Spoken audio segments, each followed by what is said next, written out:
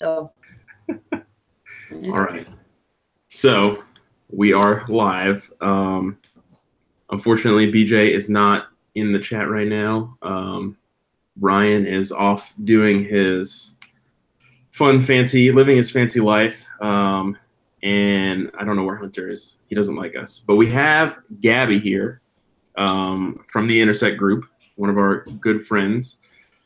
And she is an awesome, awesome recruiter. And we've had the pleasure of working with her for, I don't know, 2 years now, almost 3 years probably, something like that.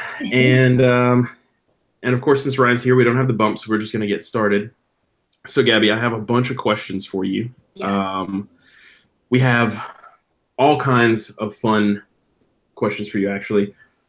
The first one is, and I guess let's talk about recruitment, right? So first off, what the heck do recruiters do? Just like period. What's step one? What's a recruiter? Well, I like to always tell candidates, a recruiter in a nutshell, we are glorified dot connectors. We're going to help you connect the dots from you to the client.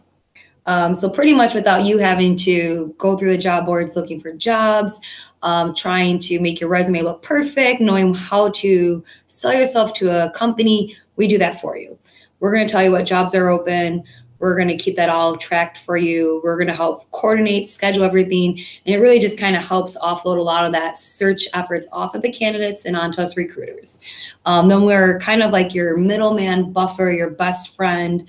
We get to hear things from both sides and say things of both sides. So that's kind of really a key role we play, is just kind of the middleman. I gotcha. That makes sense. So I guess the question is like, so let's just say I'm a developer, right? Let's pretend for a minute. I'm a software developer and I need a job. Why the heck? Why can't I just go out on my own and find a job? Yeah. Or can I? And what's the difference, I guess, between doing that and using a recruiter? So a lot of pros and cons to both. So as a developer, you can definitely go out there, look for a new job. You're going to do a lot of time, searching for new jobs, applying to new jobs. One of the cons of doing that yourself, you're going to spend a lot of time. You may not have that time if you're working full time. And when you get home, you may not want to kind of deal with all that. And a lot of times, a lot of the scheduling and coordination does go through business hours. So it does help to have a recruiter in place to kind of do that for you.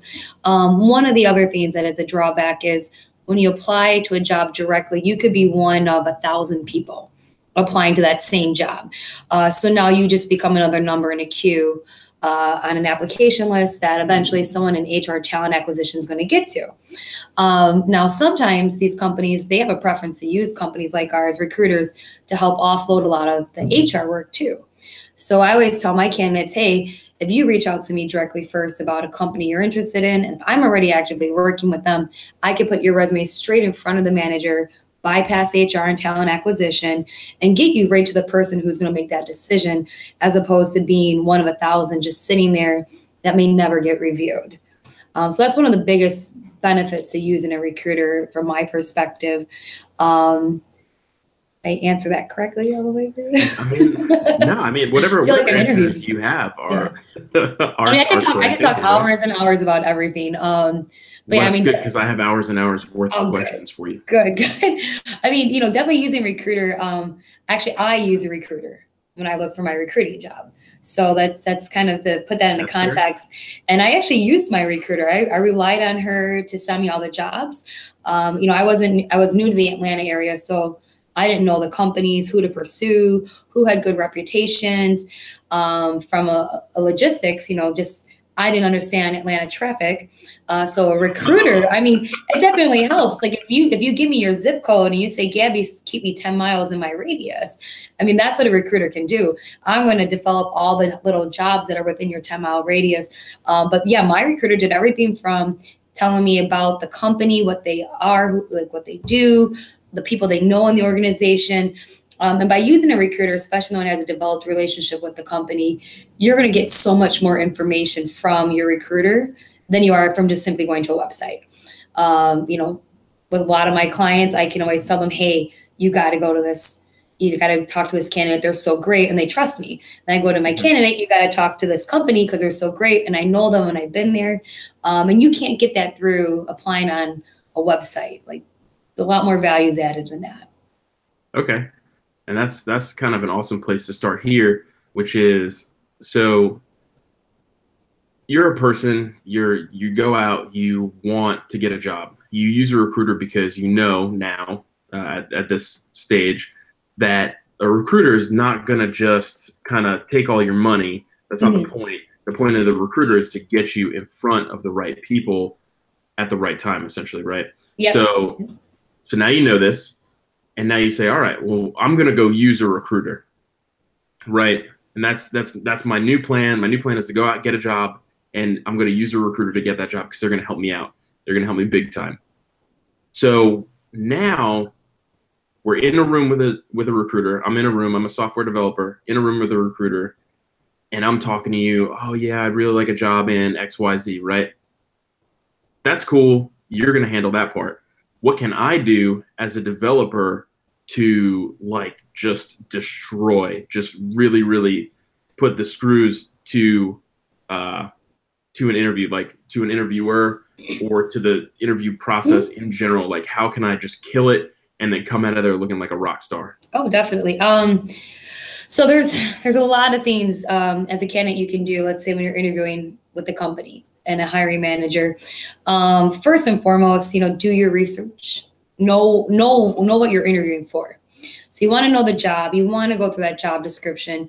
You want to read it line by line by line. And then also what you want to do is look at your work history. So if they got 10 bullet points that they want someone to do on a daily basis, what you want to do is look at those 10 bullet points on your resume and be ready to talk about, hey, I've done these 10 things here, these 10 things here. So really spending time with the job description first and really understanding what they actually want from someone's experience, and not simply saying, hey, I was a .NET developer at this company. Give it some meat, give it some context, talk about, the different types of applications, what's running on the front end, what's running on the back end. You want to paint a big picture. It's kind of like, paint me a picture of my house and you put one side to the house. It doesn't look like a house. You got to paint the full house. So you want to start with the job description, really digging through that. Do your research on the company. Where most candidates fall flat on their face, and I can't tell you how many times I've been told this by hiring managers, they knew nothing about our company. And I was, I'm always taken back a little bit because I like to prep my candidates about, quick little synopsis of who they are, what they do. But the more time you go onto a website, you check out who they are, where they come from, their story, their products, their services, maybe understand some of their major competitors. So one that can help you on the phone call when they say, do you have any questions about us or our company? You always want to ask something about the company. You always want to ask something about the job.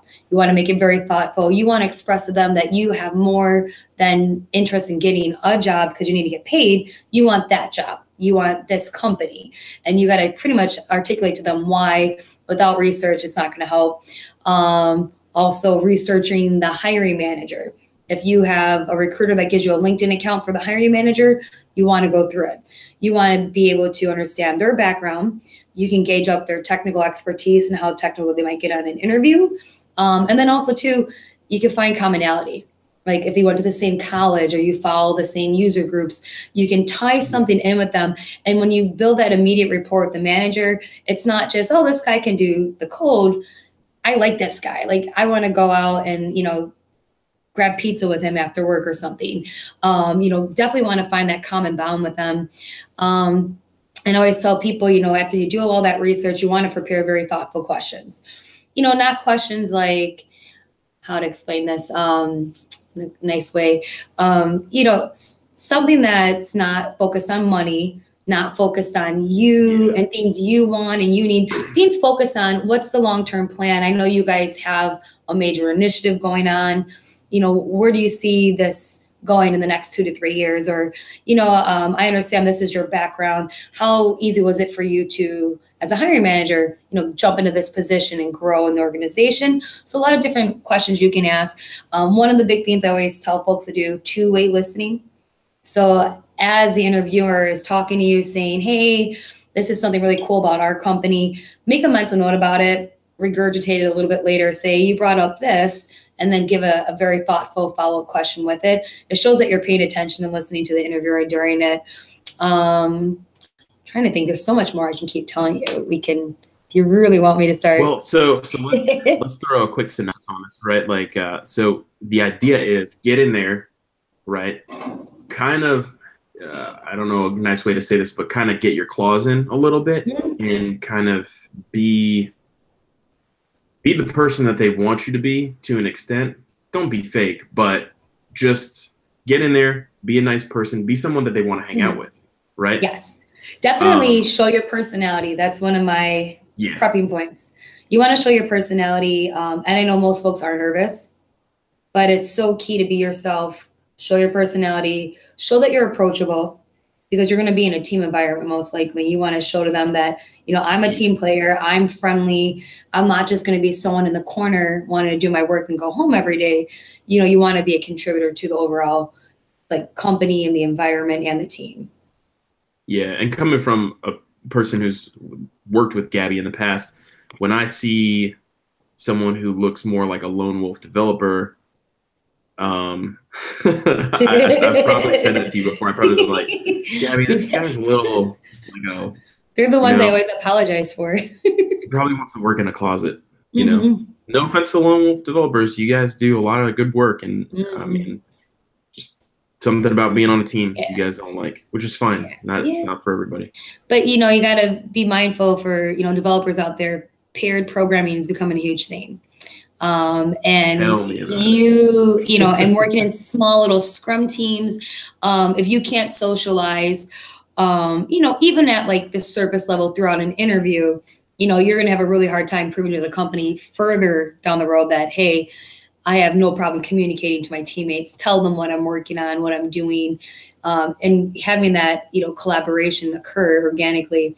So you definitely need to be able to do that in the interview, show to them and demonstrate, you know, your ability to be human, be approachable, definitely have your personality. Have organic conversations, and not like hello, you know, like robot conversations. And you never want to force them, right? So like, you know, if you notice that they went to the same college as you did, you know, you want to almost somehow have that conversation come up organically. Then, hey, I checked out your LinkedIn and stalked you, and you went to the same school. I mean, you could still say that, because I mean, like, I would get a chuckle out of it. I actually tell people that all the time, like, I was stalking on your LinkedIn. But you know, there's a lot of fun, humorous ways to bring some of these things up too. Makes you just, you know, more approachable, I guess. Yeah, I mean, well, they're going to read your resume, and you've probably got education on your resume, and they'll see your school, and then they'll bring it up and say, oh, well, I went to so-and-so. So it'll come up organically in that way. So next question, this is another one that I threw on the list, mostly out of curiosity, but I'm pretty sure I know the answer. But right now, in Atlanta, at least, for the Intersect Group, what are some of the hottest platforms and or languages that companies are asking for when they're requesting developers? So one of the biggest trends, we'll start with last year, one of the newer trends, obviously AWS platform, anything on a cloud platform. That's the trend. Scalability is a keyword for that.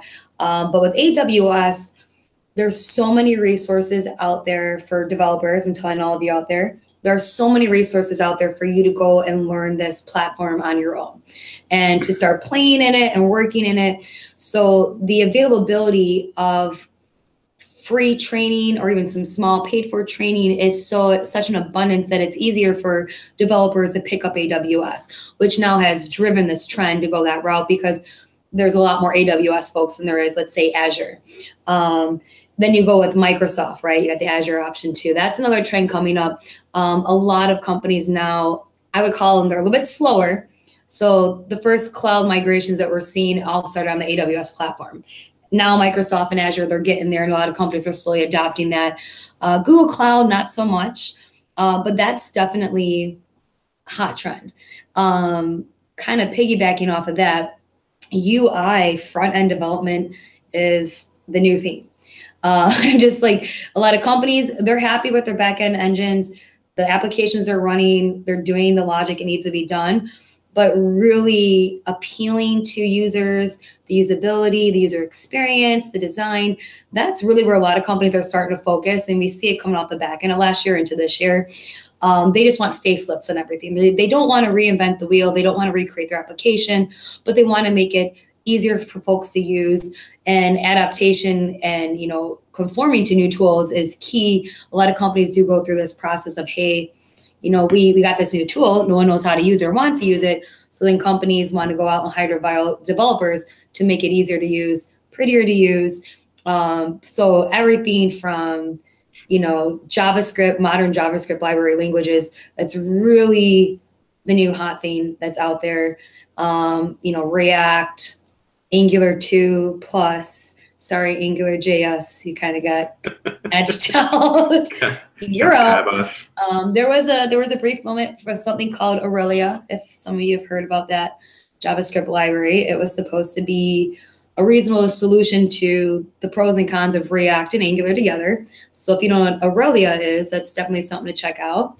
But yeah, I mean, right now, a lot of the stuff I'm seeing is, you know, you're looking at JavaScript, Node.js, AWS. It's really been like the hot trend. Nice. Yeah. That's good because I'm in that space. Yes.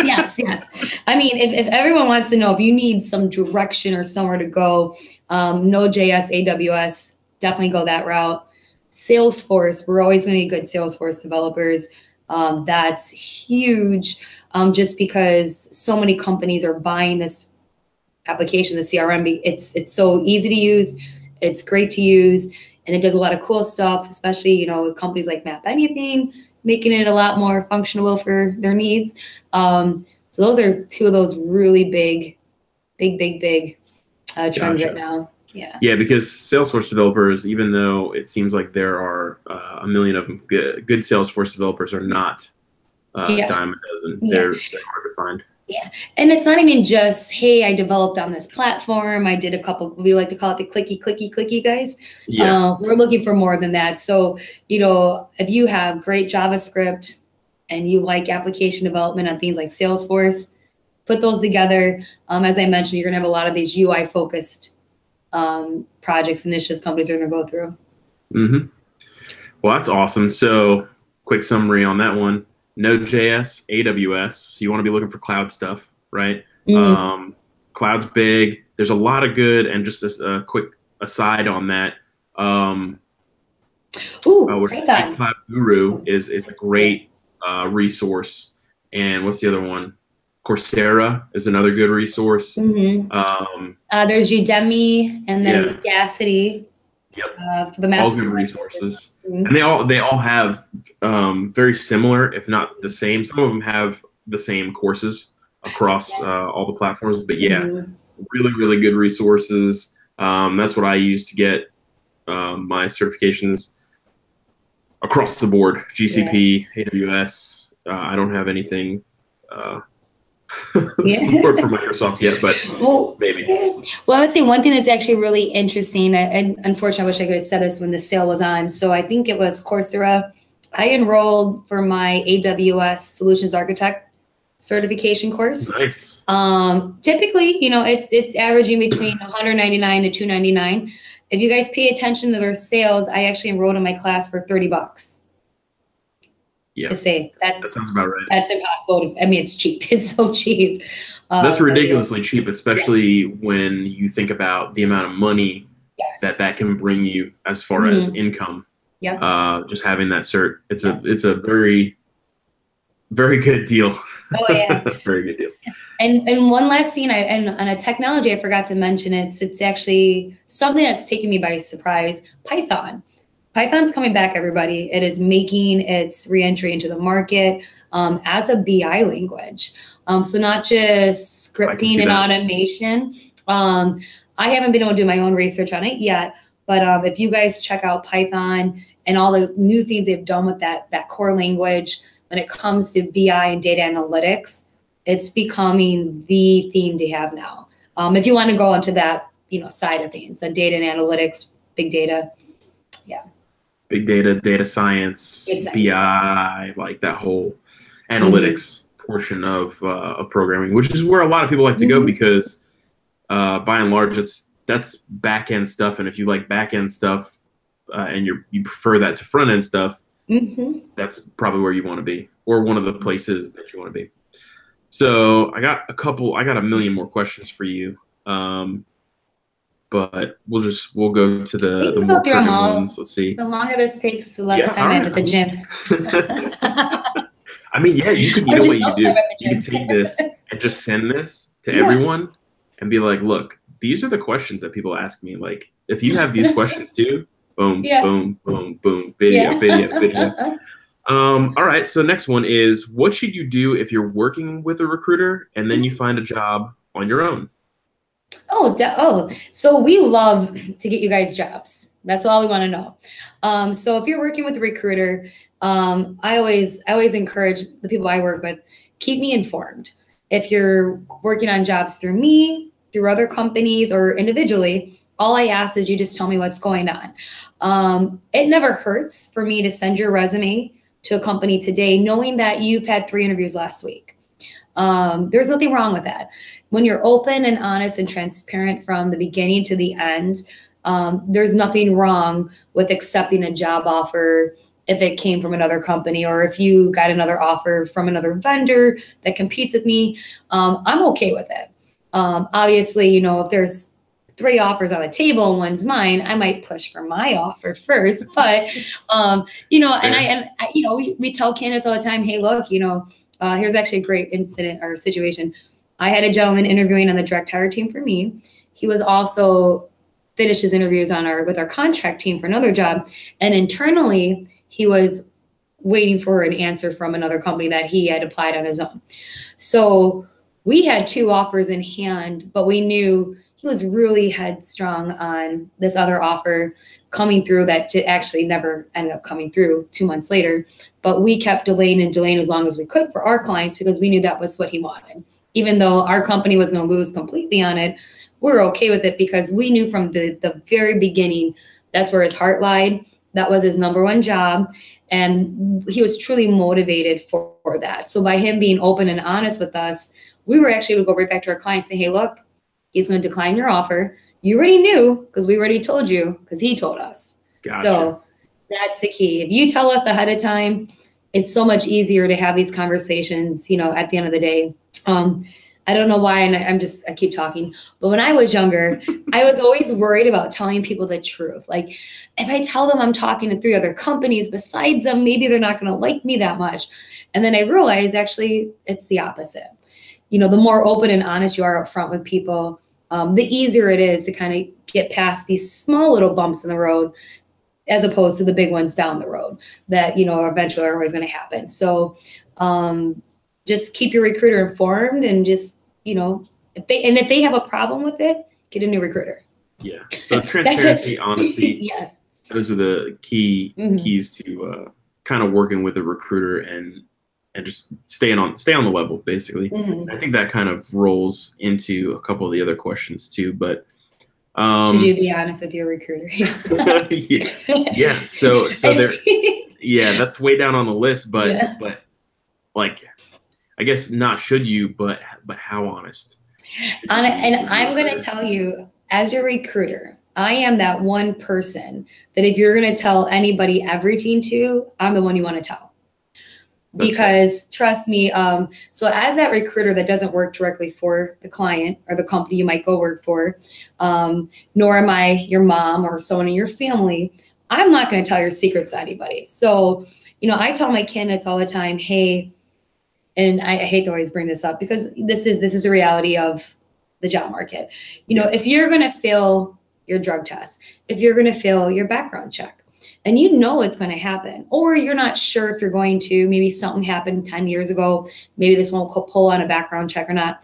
If you can disclose it to your recruiter ahead of time, it's going to save a lot of embarrassment for you down the road. Case in point, let's say you can't pass your drug test. You say, Gabby, I can't pass my drug test. I say, that's fine. I will notify my client you are declining their job offer. I'm not going to let you go take that drug test and fail. I want to save your face. I want to save my client the cost and the hassle of doing that and give you that opportunity that maybe down the road you can pass one, you have that opportunity still there. Same thing with your background checks. You know, I had someone who goes, Gabby, hey, look, this happened like 8 years ago. They explained to me the full story. And I said, you know what? I don't know if that's going to pop up. I don't know if it's going to be an issue. But what I was able to do is go to the company, into HR, and just disclose to them, per my candidate's permission, hey, before this becomes an issue down the road, this happened 8 years ago. Here are the full details of what happened. And then they were like, yo, that's not a big deal at all. We only checked for 7 years. So before you work yourself up, get sick to your stomach, going through knots, just remember that, you know, we're here for the candidates. If anyone else is going to help you out of these situations, we're the ones who are going to help you. You know, something as simple as, hey, I can't take this job because my girlfriend won't let me. She doesn't want me to work at this office. Hey, tell me. I don't mind. I'll get you out of it somehow with the client. So we're here to be your friends. We're here to help you. And the more honest you are with us and fully transparent, I mean, that makes everything so much easier down the road. And you won't have these unwanted stomach aches that you don't know where they're coming from. So, yeah, those are terrible. So you're just my pal. You're my buddy. Yes. Yep. Who's trying to help me get a job, and you're gonna eventually make a little bit of money off of me getting this job. But you're not taking that money out of my pocket because that's not how you make money. How do you make money? Yeah, I was to say. So I mean, all companies are a little different. So let's say internal recruiters. Let's say I recruit for a company that I hire for directly at my company. I'm always compensated on a salary basis. So no matter how many people I hire throughout the whole year, I have a flat salary. That's that. You'll have incidences where you have recruiters like me from a staffing agency where we're compensated by our clients for the services we provide. Now, our clients will tell us, hey, Gabby, I can hire someone for this much money a year, and your type of services are actually a special column in the accounting department that's wrote up to our HR budget, and this is how we're compensated. So from a direct hire perspective, majority of companies will have flat percentage fees that are based off of annual salaries. And these rates are all negotiated on the outside. These are flat numbers. So no matter how much you're getting paid for your salary, none of that money will ever come out of what you're paying on your salary. So case in point, if I have, let's say, this is the wrong number, but a 10% fee, if you're making $100,000 a year, I have a 10% fee. That means my company gets $10,000 for our services to help you out. But if I can get you $200,000, now that 10% became 20 grand. So you see, the more money I can get you, the more money we actually get. So it's in direct proportion. So that's always a good thing. Now, when it comes to contractors, it's a little different with the compensation levels, because obviously you're paid a set hourly price and a company like mine bills you for a set hourly price. And that's where a lot of times candidates get this stigma where it's like, oh, if I don't get this much, then you're just taking it out of that. Not always true. You have different types of companies and different levels of ethics that are involved. Some companies say, hey, if you're only making this much an hour, here's our modest markup because we got to cover expenses with you at our payroll. And then here's what we charge our client. Sometimes it's the reverse. The client says, hey, I want you to pay this person X amount, and I'm going to let you bill us this amount. So sometimes those rates are controlled by our clients, completely out of our hands. Sometimes we get the top rate and then we work it backwards. And sometimes we take your rate as a candidate and we work it up. And we always try to be as fair as possible.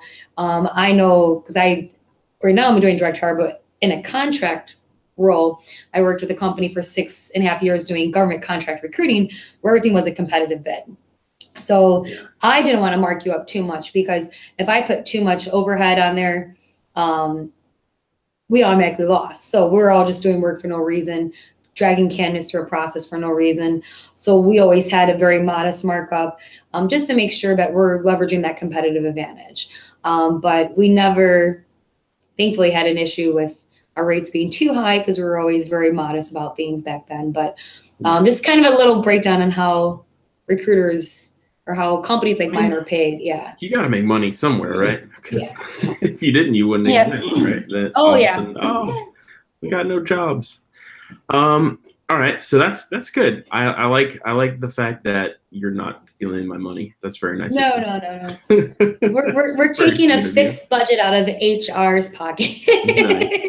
Well, I mean, if you think about it, these companies actually have this money probably to hire a full-time employee that they just haven't gotten around to doing it.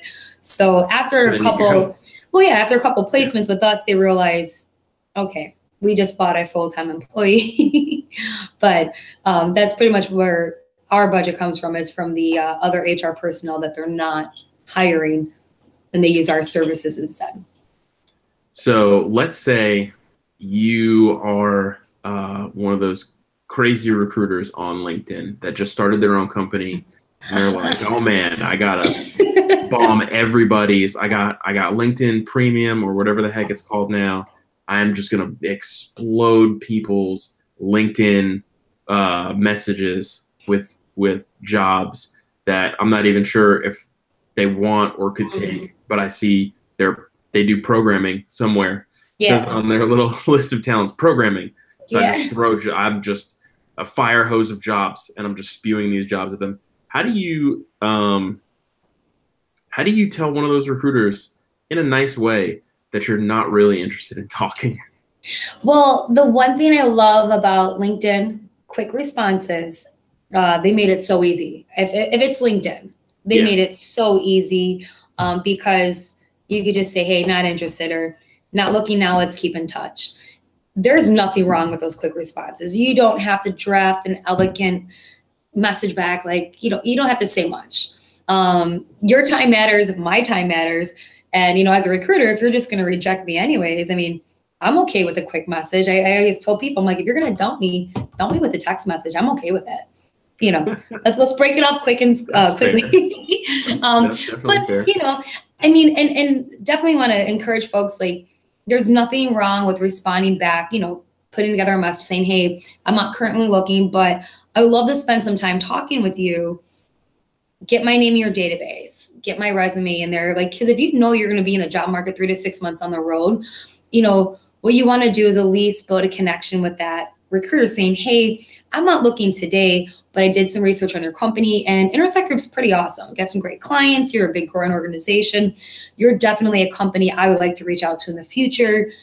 Let me go ahead and send you my resume, put in your database, and then maybe schedule a time in 3-6 months out for us to chat. You're totally okay to do that. I do that all the time because LinkedIn's a very passive platform. So if I'm reaching out to you on LinkedIn, I know 75% of the time you're not looking for a job unless you've indicated looking for a new job. And even then, it could just been left on from something else. But I think I actually have mine left on. Yeah. But the best thing is as a candidate, as a developer, you really can pick and choose what recruiters you want to use from which industries, and which ones that you have the most synergy with, or you just mesh well with. If you like I said, like going on like a hiring manager's profile, if there's something that you really like about someone's background or the college they went to, you definitely want to make contact with that recruiter. You can date, we like to call it dating. You can date 20 of us recruiters at once because we all have different clients. So having a bunch of us, around is always a benefit to you. I always tell folks, hey, put together a spreadsheet. And when you have like favorite recruiters, just put us in there. And when you look for a new job, shoot out that distribution list email, get in contact with all of us. But, and then also, you don't have to say anything either. I mean, if you don't want to reply, you don't have to. I'm just being honest. Nice to reply though, right? You know what? As I tell folks, I'm like, I used to, my LinkedIn messages, my first pitch was, can you please just reply back, no thanks? Give me the thumbs down, because I still got my credit back.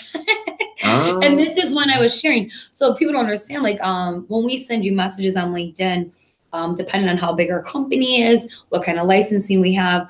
If I send you a message and you do a no response, that takes away a credit, which is fine.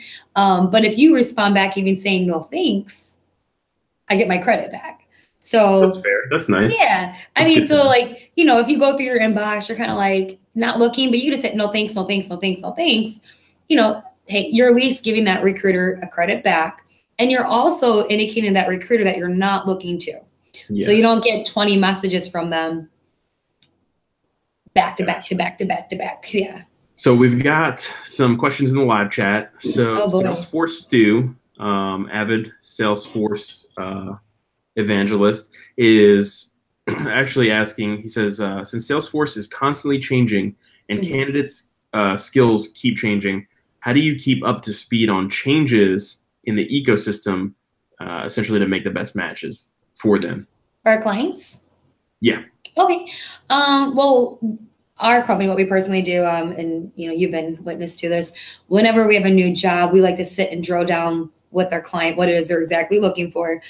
So finding out about changes. So we had a Salesforce developer last year. We have a new one this year. One thing we'll do is we'll revisit with the hiring manager, asking them, what specifically are you looking for this time around? Has anything changed from last time? So as we're qualifying the job, we're understanding if there has been any changes. Traditionally, from what I've seen of Salesforce developer roles, I've seen a lot of these clicky ones where, not saying it's pretty basic, but you can usually tell when someone gets certain certifications, they have a certain aptitude to do the development work. Now, companies like Map Anything, obviously, you can't just be clicky. You have to have all the relevant skills. And that's where I see a lot of changing in requirements and technology on that side, just really depending on the different types of language that they're using to build out the different features and applications that they're going to put on the App Exchange. But from the Salesforce platform, usually the managers can tell me everything that they need verbatim, and we just requalify jobs every single time to make sure that we're looking for the right skills and not old skills or outdated technologies. I don't know if I answered his question. No, so yeah. I feel like a politician sometimes. No, that's good. That's good. So basically what you're saying is you're constantly staying on top of the client, or essentially whoever your client is, Map Anything, or whoever it may be. You're staying on top of their requirements, and as that may change over time, you're going back and asking them, hey, is this still who you're looking for? Because I got some people. Yeah, we requalify jobs every single time, even if it's the same position in the same company. We walk them through everything, just because technology changes so fast. Yeah. And one thing that worked right last time may not work right this time, even if nothing else changed. And you mentioned earlier, here's one of your things. I'm going to throw back to what you said earlier. Two-way skills. Boom, two-way skills. Yeah, I got them. You said that you hadn't researched something just yet. What was it? It was like Angular 2 plus or something. So you're constantly researching stuff. Is that true? Yes. So as a recruiter, when you start, you're kind of a blank slate. And I always try to tell candidates and developers to think of it. So we don't just recruit one technology stack. We recruit every technology stack in development, and then everything in IT. So we try to keep up as best as possible. I personally like to read articles before I go to bed about different changes on different platforms, technology, because really what we're doing is we're providing a service to our customers as well as to the candidates, the developers who are looking for jobs, whether, not just developers, we do everything from network, infrastructure side, functional roles. So we really have to stay on top of things. Now, we can't get too deep dive technical on it, even though I enjoy getting a little bit more, in the weeds, we'll call it, with the technology than most people in recruitment. But we really have to know our stuff. And if we don't, we look like idiots on the phone with everybody. I mean, that's fair. That's fair. We've got another question from Jarrett Taylor. Are you ever asked to describe a company's culture from your potential candidates? So has a candidate ever said, hey, tell me about such and such as culture? Yeah. So being on the direct hire side of things, it's a little bit different, right? Company culture, motivation, and long-term matching is the biggest indicator. So when I talk to candidates, I like to really dive into what motivates them, like what really motivates them, and then trying to figure out what kind of work environment is going to help keep them motivated and keep them at that point. And then from there, trying to match them with the companies I know that actually live and breathe that environment, not just put company culture on their website. So I mean, like, and that's one of the benefits about having a recruiter. I go in and I like map anything. I sit with these guys all day long. I know everything about the guys working there, the environment, the people.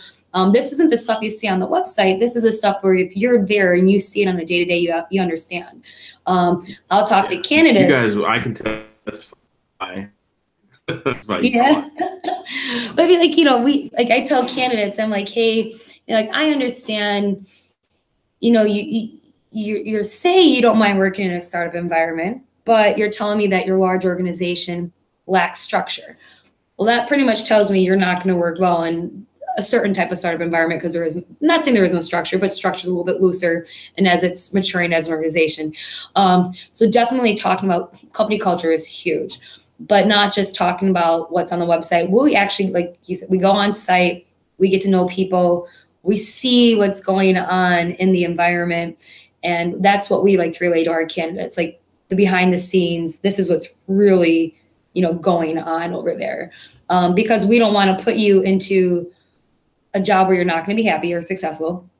We don't want to hide it or lie from you, because it does nobody good in the long run. So we're just going to be as open as possible. And I'll tell people, hey, look, this is really not the right place for you. I'm not going to disclose exactly why, but trust me, as your recruiter, understanding the type of environment that you want to be in and what motivates you and the type of people you want to work around. I mean, I'll tell my candidates, not for you. Trust me. Won't tell you why, but at the same time, you know, it's like, you know, sometimes we don't want to disclose, you know, we don't want to air all the dirty laundry about, you know, certain things, but, you know, there's definitely, that's one of those big benefits of having a recruiter, because they definitely do understand like the real company culture. And that's actually a great, you know, interview question to your recruiter when you're determining what recruiters you want to use. Asking them, have you been to your client's office? Like, have you physically been there? Have you met with people? You know, what are these people like? You know, those are the type of questions where you can really find out if a vendor or staffing agency is actually going out to meet their clients and take the time to make sure that it's definitely a two-way fit for candidates and companies. Yeah, doing that due diligence. Yes. We got one more from the live chat. Blair Cole wants to know, is LinkedIn your primary means to find candidates? And as far as not getting charged, does that apply to thanks, not available this time, let's connect? That quick short message? To answer that question first, anything at that very bottom, so replying back and saying no thanks, replying back, any of those quick replies, that counts as a response, even if your response is no, I don't want to talk to you. So that's what it does. It gives us one of our, what we call an in-mail credit back to us. So my old company, I only was allowed to send out 100 in-mails a month, but as long as I got my credits kicked back, I could send as many as I wanted to. And then also, if you're a first degree connection, it's all free, because whether you send the message on the recruiter side or the social side, you already have the connection made. Yeah. So that's just kind of addressing that part of the question. And my poor listening skills, what was the first part of the question? No, you're fine. You're fine. So are LinkedIn questions essentially, is it your first, is LinkedIn your first primary means to find candidates, essentially? Popping people on LinkedIn. So every recruiter has different resources available. I'm fortunate. I have my own LinkedIn Recruiter Pro account. So I'm actually able to, well, we have a cap, but it's a pretty large cap. We can't even go past it if we tried. But LinkedIn, I think, is one of the best places to go, just because you can find the passive candidates. These are the folks that, you know, from a client's perspective, they're not actively looking, they're not job hopping, they're more stable. And these are the people that are good at their jobs, who are currently working, where we're pulling from there. So clients like that. Me personally, I always get my hand slapped. I like job boards. I am a job boards person. I mean, I'm too anxious. So if I have a new job and I want to call people and talk about it because I'm so excited about this job and the client that I'm working for, I'm going to go straight to my job board. You know, whether it's dice.com, indeed.com, careerbuilder.com, There's a thing called monster.com. No one knows who they are. Is there? Monster.com, if everyone forgot about that platform. But those are like your 4 key job boards. If you're going to post your resume anywhere, I would say just get on and post to all 4. But if you're only going into one place, Indeed.com is actually an aggregator platform. So if you don't want to spend time searching all these job boards or posting everywhere, Indeed actually pulls everything from all the other sites. So if you post to Dice, they'll source you through Indeed somehow. If you look for a job on Indeed, these jobs are coming from all the different platforms too. So if you're going to pick one to go to and use, I would definitely say Indeed.com. But LinkedIn is most recruiters go to. I like the hunt. I hate to say it. Like, I like to go through the job boards. That's fair. That's fair. Yeah. So And social media. For a lot of people, Yeah. yeah. So apparently Monster was bought by Randstad. Yep. Which is why I don't think a lot of us like to use it. I mean, yeah, a long time ago, way back in the day when I was just doing like normal IT, not programming side of IT, like just fixing computers and stuff. I was on Monster, and man, it's probably been 10 years since I've checked that profile. I don't even know what email it's linked to anymore. I don't know. Well, they're actually, so it's interesting. No offense, Monster. I was gonna say, Monster, I love you. When I used to work with Caterpillar a long time ago, on the engineering side, electrical, mechanical, you guys were the first thing I went to. So like, each platform kind of has a different flavor. Dice.com, that's your IT platform. So Gotcha. Developers, you want to be on Dice. Because sometimes, honestly, I just go to Dice. I go to nothing else. I've been using it for 8 years. And that's, I always have to remind myself, there's other platforms out there, and Career Builder is a great one too. But even if you don't post a Career Builder, it has this really great powerful search engine. So now it sources your social media site. So if you have a LinkedIn, we're going to find you that way. So there's a lot of really cool things that all these platforms are doing. Yeah. I mean, if you're going to, as a candidate, you always want a LinkedIn account. I always tell folks, because all those other platforms can pull from there, and they're going to find you there. And there's a lot of really cool add-on tools for LinkedIn to actually, as creepy as it sounds, if you have a LinkedIn, I'm going to find all your other social media too. Yeah, I think it's probably pretty easy from that point. All right, and so I'll last question. Oh boy, please don't hack anyone's account. We had that. I'll find you. You remember that one. Anyway, so we went over, but I got one more question for you, because I think this is an important one, and then I'll let you go because I've taken up a ton of your time. What are some of the things that you look for? Essentially, you have an idea in your head, right, of a potential developer. I have 300 jobs that I'm, trying to assign to different people, and I have for each one, you probably have an ideal developer, right? But just in a generic kind of sense, what are some things that you look for in potential developers before you actually reach out on Dice or on LinkedIn or on Career Builder? Yeah. So one thing everyone needs to understand as a candidate, when we look for you, this is a keyword search. And if you don't have the keywords that I need to find in your resume or your profile, I'm not going to find you. Yeah. So, as a recruiter, you have to understand there's some of us who've been doing it for 8 years, like myself. But there's some who've only been doing it maybe 1 or 2 years. Some of them that don't piece together everything. They don't understand that this is a front-end specific language. This is the back-end specific. These are the different platforms. And they're going to keyword search every little thing. Now, your resume might imply it. Your resume might have acronyms.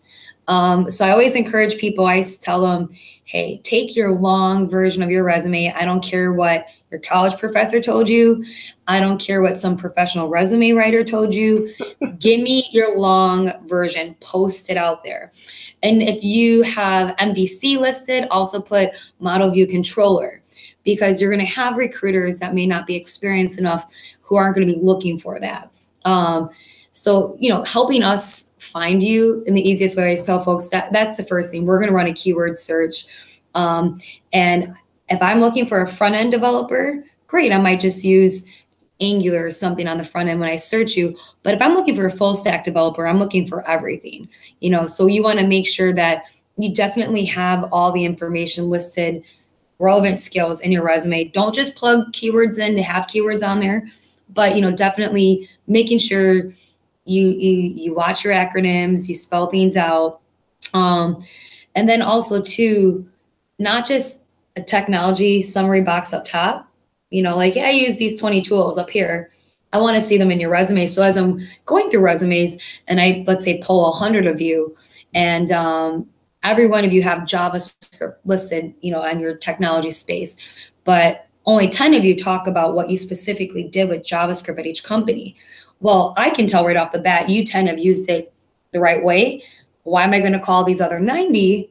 These 10 just made it that much easier for me. So making sure you definitely, I hate to say it, dumb it down for us, but you definitely want to make sure that you're not just saying, full stack developer working on web applications. Well, tell me a little bit more about these web applications. Tell me a little bit about the different frameworks you're working with, the different languages, the different versions of the languages.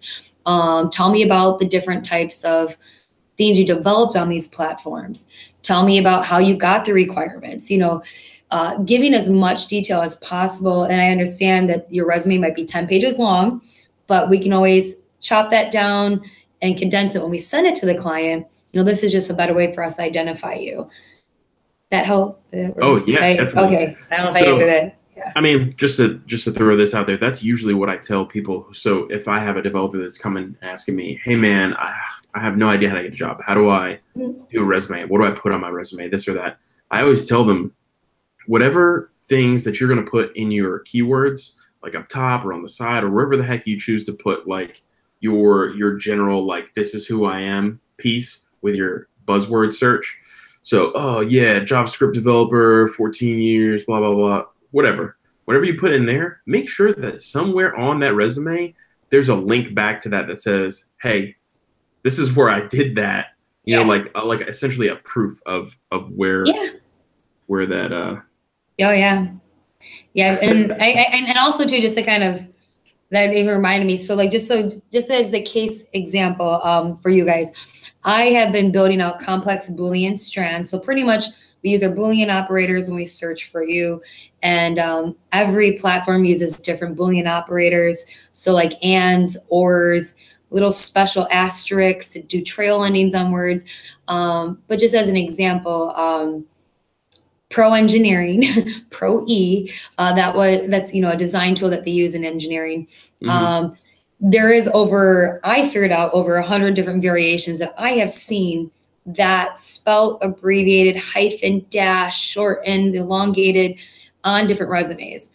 So just keep it in mind, there, so like Salesforce, someone will do Salesforce with a space, with a dash, with a .com, with no .com. With the sf.com. Don't do Salesforce with a space or a dash. I'm just saying, like, there's, but a lot of folks have to understand that, the easier you make it for us to find you, the easier it is.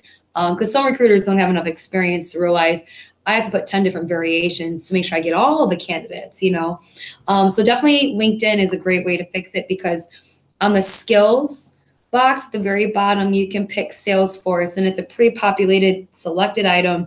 So we can't mess it up when we're searching for it. So I always like to tell people, like, LinkedIn, build out your skills at the very bottom, because all I got to do is go pop and select things, and it's going to figure out, exactly what it is I need, as opposed to me figuring out how everyone abbreviates everything. Yeah. And which is, I mean, that's hard too, because I understand, and anyone who's ever done a Google search for anything very specific will understand that very same thing. Mm-hmm. You want what you want. You want to get the data out of your search. Yep. But when the data is all kinds of muddied with different dashes, different spellings, you're not going to find exactly what you're looking for. So it's going to be hard, and you're going to have to sit there and you're going to have to sift through different things and like, oh, maybe I should put a dash here. No, maybe I should put a dash over here. Maybe there's a space between these things. Maybe, Yeah. all kinds of wild spellings. Oh, you got to spell it with a K instead of a C or Yep. whatever the heck, right? But yeah, so And then there's people who just can't spell in general. They misspell the word completely. Also true. They might be good at the technology, but they might be terrible spellers. Yeah. Salesforce Stu is yelling in here. Not really yelling. He's just talking in caps. He said, no spaces in Salesforce. And he also said, no dashes in Salesforce. And we know this, but to everyone, dear everyone out there who's a Salesforce developer and or admin that's putting their resume together, just spell it right. Just spell it the way that they go to salesforce.com and look at the way they spell it on the website. Done. Easy maybe peasy. I think the easier thing would be we teach the recruiters what this little cool thing called an asterisk is at the end. People there's some heavy use for the asterisk out there in all walks of life for everything, any kind of search. Oh man. All right, Gabby. Well, it was super awesome having you. Sorry we kept you so long. Thank you to Intersect Group for lending you to us. The office space, and your office space, And thank them for having you work there because you're awesome. Thank you. System.debug loves you, loves having you around. Yay. And I also want to share my I call it my 10-step prep for interview prepping. Let's do that. I'm going to share it with you. You can disseminate it out to your followers. I just need to kind of, omit a couple things off of it. But this is just so you guys all know, this is what I share with a lot of candidates. It's a lot of very useful information. It'll definitely help you get ready for any interview you're about to go into. Yeah. All right. Let's 10-step prep it. How do we do this? Okay. Oh, gosh. Well, we started getting into it, do your research. So you want to review the company. Review the job description, and then you want to review that manager's LinkedIn profile. 4 is preparing thoughtful questions about the job and the company. 5, and this is, I always tell folks, if you can do this, so 5 is kind of like a halfie, have your resume and the job description in front of yourself as you're going through the interview process on the phone, because a lot of times people forget when they start asking you questions, if you've done this over here, and you start talking about this company, you might forget everything you've done. So it's always good to have the job description and the resume, because some managers might be like, hey, tell me about what you did at this company. Well, you see here in the job, they want you to talk about 10 points. Well, let's talk about these 10 points about this for this company. So it just matches, right? So it's just a good visual to have in front of you. Number 6, and this is one of the most important questions or important things I can always tell folks. When you're interviewing, you're answering questions and they ask you, what did you do?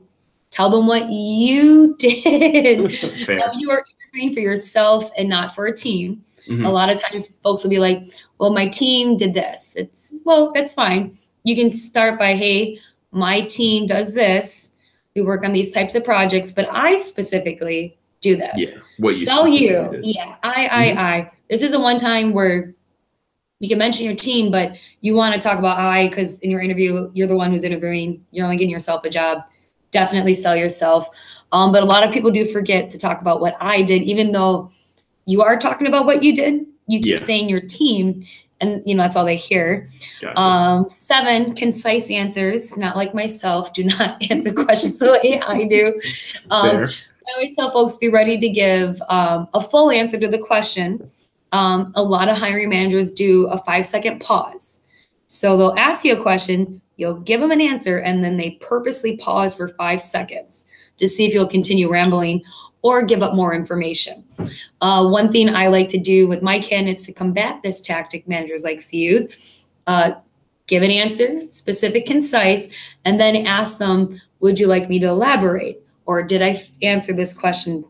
So that way you're not going down a route that maybe you don't want to go, but at the opportunity, you're keeping the door open and keep answering more questions. Show your personality. We talked about that, especially on direct hire jobs. This is as much as a personality-based interview as it is a technical interview. They want to make sure this is like a long-term marriage. Direct hire jobs, you're marrying someone. Contracts, you're just dating them. So there's a little bit more commitment. So they definitely want to learn more about your personality. And then why you're looking for a new job. This is going to come up. Why are you looking for your new job? What motivates you? And I always tell folks, if you haven't done it, try it. Mintzberg's theory on motivation. There's hygiene factors, which these aren't true motivators in a job. This is what makes you not want to jump out the window. Yeah. Then there's true motivating factors. So, you know, money is a hygiene factor. You know, you can get paid good money and still show up to work every day, but not be motivated. Yes. Liking what you do, liking the company culture and the people there, liking the collaborative environment, those are things that motivate people. So definitely when they ask why you're looking, focusing on what motivates you, what makes you want to get out of bed and go to that job every day. And I hate to say it, money is not psychologically an example, but it is. And then my last thing I always tell folks, don't be afraid to say, no, I have not done it. Or no, I have no experience with this. There's nothing wrong with telling them I've never done something, or I don't know something. Be honest with the interviewers. Because if you say, hey, I've done this, and then you get there and you get the job and you can't, guess what? You're out. You're out. So, you know, there's nothing wrong with saying, hey, I've never done this, but hey, I read something about this. I'm pretty excited about learning new technologies, you know, just spinning it into a positive turnaround. So those are my 10-step preps. The 10-step, that's the Gabby. Preps. The Gabby 10-step prep. The Gabby 10-step prep. Yes. Available on Amazon.com. Yes, for free download. Free download PDF. I'm kidding. I don't know where it's available. We'll put it, we'll get a document. We'll link it. Yeah. Down there somewhere. We'll put it on our website so you guys can all get that, have access to that, all that good stuff. Gabby, again, thank you so much for being on. Sorry the whole crew wasn't here. That's okay. We had some hiccups, you know. I didn't have BJ here, so I can make fun of him a little bit. I'll harass Hunter tomorrow. Oh, dude, definitely harass Hunter tomorrow. I don't know where he's at. I was gonna say he's off somewhere. I was gonna say I never know where he's at, but that's okay. That's fair. That's fair. All right, so that's it for us from System.Debug. If you like this interview, you know, throw some thumbs ups on there. Throw us some comments, maybe some questions. If you have any questions for Gabby, we know Gabby. Yes. So. And if you need a recruiter, Gabby. Yeah, if you need a recruiter, her name is Gabby Little. She works at the Intersect Group. There is also a link down below to the Intersect Group. Where's my finger? Boop, boop, boop, boop, right there. TheIntersectGroup.com, right? Yep. And that's it for this week. I don't have the do thing, so that was all that you get for that. And we'll see you next week. Bye. Bye-bye.